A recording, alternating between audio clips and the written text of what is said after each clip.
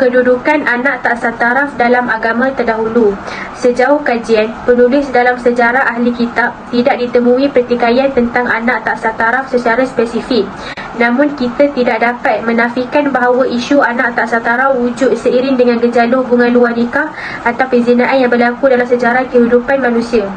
Hujah ini berdasarkan hukuman zina disyariatkan di dalam kitab-kitab terdahulu, khususnya kitab Taurat, Zabur dan Injil. Satu kes menarik menjadi rujukan ulama fiqh ialah kisah seorang soleh daripada Bani Israel yang bernama Juraish telah difitnah mempunyai anak dua nikah hasil perzinaan dengan seseorang perempuan yang jahat. Orang ramai membawa bayi yang baru dilahirkan oleh perempuan tersebut sebagai bukti terhadap tuduhan Juraish berzina dan menurut dipertanggungjawabkan di atas bayi tersebut. Juraish meminta dibawa bayi kepadanya. Juraish solat dan berdoa kepada Allah Subhanahu Wa Taala bagi melepaskan daripada fitnah zina. Kemudian Juraish menekan perut bayi sambil bertanya, "Wahai bayi, siapakah bapamu?" Bayi menjawab, "Bapaku seorang pengembala." Orang ramai akur dengan kebenaran hujah Juraish dengan melepaskannya daripada fitnah tersebut.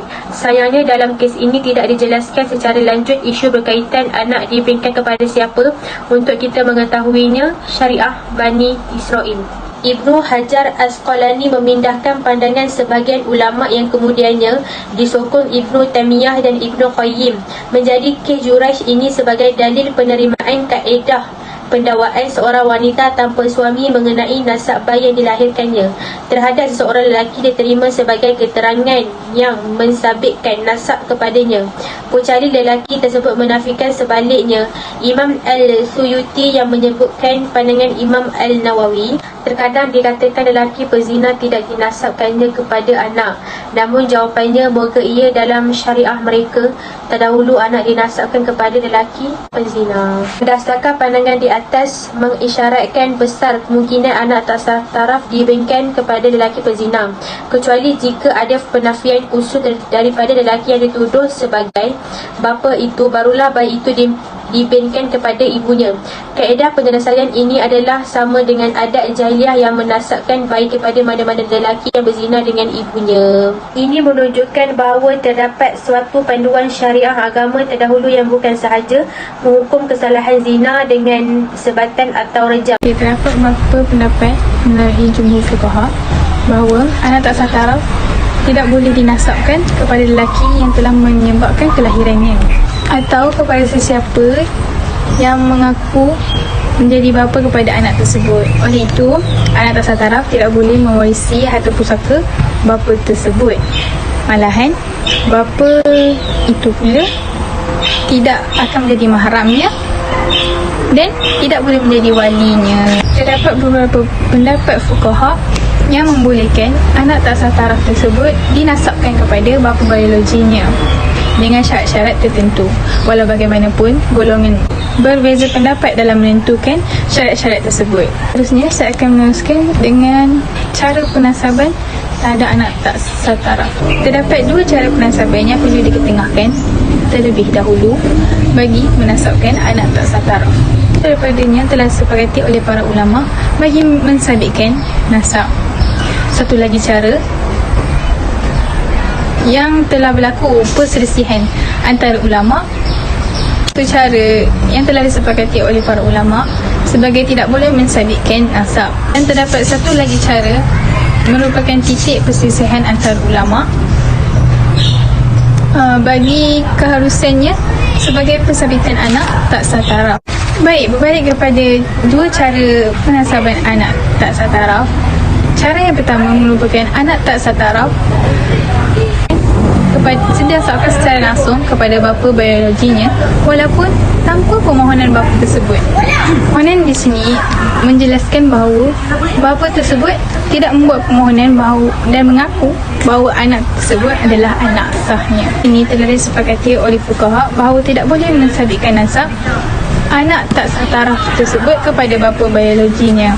Terusnya, cara yang kedua, anak tak setaraf dinasabkan kepada bapa biologinya jika terdapat permohonan daripada bapa biologi tersebut dan tiada penghalang bagi penasabannya. Cara kedua ini tidak mencapai kata sepakat dalam kalangan fuqaha, sebagaimana cara pertama tadi yang telah diharuskan oleh para fuqaha, kerana sebahagian lainnya mengharuskannya.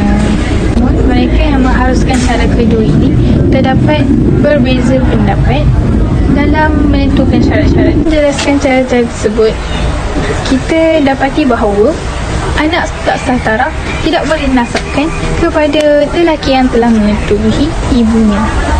Maka anak tak sah taraf ini hak milik mutlak ibunya dan tidak boleh dinasabkan kepada lelaki yang telah menyetujui ibunya. Oleh yang demikian, anak tak sah taraf juga tidak boleh dibin atau bintikan bapa biologinya. Oleh yang demikian, anak tak sah taraf perlulah dibin atau dibintikan dengan nama Abdullah atau nama-nama dari Asmaul Husna seperti yang telah dinyatakan di sini. Untuk para fuqaha, perayaan nasab boleh berlaku melalui 3 cara. Cara yang pertama, perkahwinan yang sah antara kedua ibu bapa berkenaan. Cara yang kedua, persetubuhan yang syubhah antara lelaki dan perempuan berkenaan. Persetubuhan yang syubhah di sini bermaksud persetubuhan yang sah, persetubuhan yang berlaku selepas perkahwinan yang sah. Yang ketiga pula, pengakuan yang telah dibuat oleh bapanya bahawa anak tersebut adalah anaknya. Saya Nur Adli Sufina binti Asmuni dari kos PSU 2C. Pada hari ini, saya ingin membentangkan tentang kajian kes anak tak sah taraf yang telah dikeluarkan oleh Jabatan Pendaftaran Negara. Antara statistik Jabatan Pendaftaran Negara bahawa menunjukkan penurunan sebanyak 3,308 dari tahun 2018 dan 2017. Oleh demikian, statistik pada Januari hingga Jun 2018 menjelaskan bahawa 1,694 anak yang tidak sah taraf dilahirkan oleh ibu mereka yang berusia bawah dari 18 tahun. Seterusnya, statistik menunjukkan pada 2017 sebanyak 4,992 kes anak tak sah taraf dilahirkan dari perempuan yang berumur kurang dari 18 tahun. Maka demikian akan tercetus juga kes pembuangan bayi pada tahun itu. Sebanyak 120 kes direkodkan pada tahun 2017. Saya akan sambung kepada tajuk implikasi anak tak sah taraf mengikut agama Islam. Implikasi yang pertama ialah implikasi terhadap penamaan, iaitu mengenai nama atau tegasnya bin atau binti. Tidak banyak perbincangan yang dibuat oleh para fuqaha mengenainya. Seolah-olah persoalan berkenaan hanyalah sekadar suatu perkara berbangkit daripada fatwa mereka tentang sabit atau tidak nasab keturunan antara anak zina dengan bapa biologinya. Oleh kerana perbincangan di atas merumuskan bahawa anak yang dilahirkan dengan cara yang tidak menepati kehendak syariat Islam tidak boleh disabitkan nasabnya dengan bapa biologinya, maka secara berbangkit dia tidak boleh dibin atau bintikan dengan bapa biologinya itu. Pendapat seperti ini merupakan pandangan yang difatwakan oleh Jawatan Kuasa Fatwa Kebangsaan kali ke-41. Penamaan tersebut menyebut bahawa jika seorang perempuan Melayu Islam bersekedudukan tanpa nikah sama ada dengan lelaki Islam atau lelaki bukan Islam dan melahirkan anak, maka anak itu hendaklah dibin atau dibintikan Abdullah atau nama-nama atau lain-lain nama Asma al-Husna berpangkalan Abdul. Implikasi kedua ialah implikasi terhadap pusaka, iaitu sama seperti masalah penamaan, masalah pusaka bagi anak tak sah taraf juga tidak dibincangkan secara lanjut oleh para fuqaha kerana ia merupakan implikasi daripada kedudukan berkenaan yang sangat senang difahami. Maksudnya, oleh kerana anak tak sah taraf itu tidak ada apa-apa kaitan dengan kekeluargaan dengan bapa biologinya, maka soal pusaka antara keduanya tidak berbangkit. Berbeza sekali dengan masalah pusaka antara anak berkenaan dengan ibu yang melahirkannya, kerana apabila sudah jelas bahawa berbeza dengan masalah pusaka antara anak berkenaan dengan ibu yang melahirkannya, kerana apabila sudah jelas bahawa anak berkenaan dalam keadaan apa sekalipun adalah anaknya yang sah kepadanya, maka segala perkara yang berkait dengan kedudukan berkenaan akan berlaku seperti biasa, termasuk masalah pusaka. Dengan kata lain, hukum pusaka akan berlaku antara keduanya tanpa mengira siapa yang di Malaysia, hukum ini menjadi asas kepada pandangan yang diberikan oleh Jawatankuasa Fatwa Kebangsaan yang memutuskan seperti berikut, iaitu anak tak sah taraf tidak terputus hubungan keturunan dengan ibunya. Di Malaysia, hukum ini menjadi asas kepada pandangan yang diberikan oleh Jawatankuasa Fatwa Kebangsaan yang memutuskan seperti berikut, iaitu anak tak sah taraf tidak terputus hubungan keturunan dengan ibunya. Oleh itu, kedua-duanya boleh mewarisi pusaka antara satu sama lain.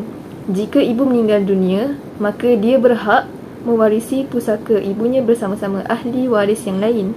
Begitu juga sekiranya anak tak sah taraf itu meninggal dunia terlebih dahulu, ibunya berhak mewarisi pusaka. Begitu juga sekiranya anak tak sah taraf itu meninggal dunia, begitu juga sekiranya anak tak sah taraf itu meninggal dunia terlebih dahulu, ibunya berhak mewarisi pusakanya. Saya akan sambung kepada tajuk implikasi anak tak sah taraf mengikut agama Islam. Implikasi yang pertama ialah implikasi terhadap penamaan, iaitu mengenai nama atau tegasnya bin atau binti. Tidak banyak. Assalamualaikum. Saya ingin menyampaikan tajuk yang seterusnya, iaitu implikasi anak tidak sah taraf menurut agama Kristian. Perzinahan menurut kitab Bible. Zina merujuk kepada perbuatan yang telah menyalahi makna sebuah ikatan suci dalam sebuah perkahwinan, dan perbuatan tersebut telah dibenci oleh Tuhan mereka sendiri. Di dalam kitab Bible ada menyebut bahawa jika seseorang itu meninggalkan isteri atau suami, dianggap sah dalam perkahwinan itu menurut penganut mereka. Tetapi sebaliknya, Tuhan mereka telah menganggap bahawa itu sebagai suatu zina. Selain itu, di dalam kitab Injil itu sendiri, di dalam bab Matius 5.27 telah tertulis bahawa jangan berzina. Seterusnya kita beralih kepada slide berikutnya, iaitu ayat Alkitab tentang anak tidak sah taraf ini.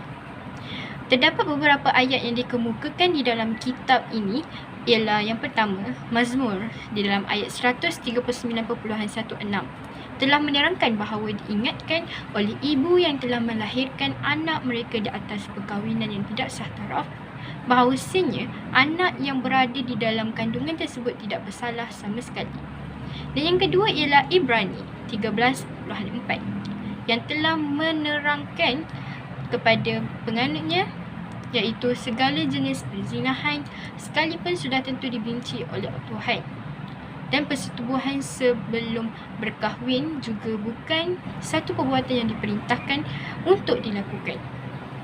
Agama Kristian juga mengajar penganutnya untuk menghormati kesucian akad nikah tersebut daripada hamil di luar nikah.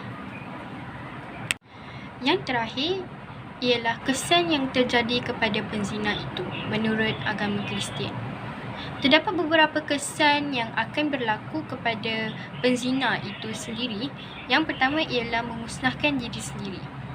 Zina adalah perbuatan yang keji sehinggakan segala yang dimiliki oleh seseorang itu akan menjadi sia-sia. Zina juga akan menjejaskan kesihatan pelakunya. Misalnya, seseorang itu akan terkena penyakit AIDS dan HIV. Selain itu, dari segi rumah tangga akan berlakunya pergaduhan antara suami dan isteri. Yang kedua ialah jalan kematian. Pesalah yang melakukan zina akan menyebabkan mereka rasa bersalah atas perbuatan mereka. Orang yang bijak akan berjalan untuk kelangsungan hidup mereka itu daripada melakukan perkara yang merosakkan diri mereka sendiri. Sebaliknya, mereka yang telah terjerumus ke dalam perbuatan tersebut telah diibaratkan sebagai orang yang tahu bahawa hidup mereka akan kekal selamanya. Kesan yang terakhir ialah zina membawa ke neraka. Zina merupakan perbuatan yang membawa kepada dosa dan sudah pasti akan mengakibatkan si pelaku tersebut akan ke neraka selamanya. Konklusi yang dapat dibuat ialah suka untuk menafikan bahawa agama Islam memainkan peranan yang penting, iaitu mempunyai sistem kekeluargaan yang cukup jelas dan terancang. Sebagai dasarnya, tidak ada apa-apa hubungan kekeluargaan kecuali berasaskan kepada perkahwinan sah yang tiada unsur perzinaan. Tamsinya, di dalam surah Al-Isra ayat 32, Allah berfirman, "Dan janganlah kamu mendekati zina. Sesungguhnya zina itu adalah satu perbuatan yang kecil dan satu jalan yang buruk. Walaupun begitu, apabila Islam datang, ia telah mengharamkan sistem anak angkat yang dijadikan sebagai asas kepada pembinaan keluarga yang telah dinasabkan kepada bapa angkat. Dari perspektif yang berbeza, dia melakukan satu sistem sayang yang sangat longgar yang tidak berupaya menjamin ikatan keluargaan yang terkawal bagi bertujuan untuk menjaga kesucian keluarga daripada unsur-unsur luaran yang tidak sesuai dengan kerukunan rumah tangga yang dapat menjadi parah dan pekun dalam diri manusia."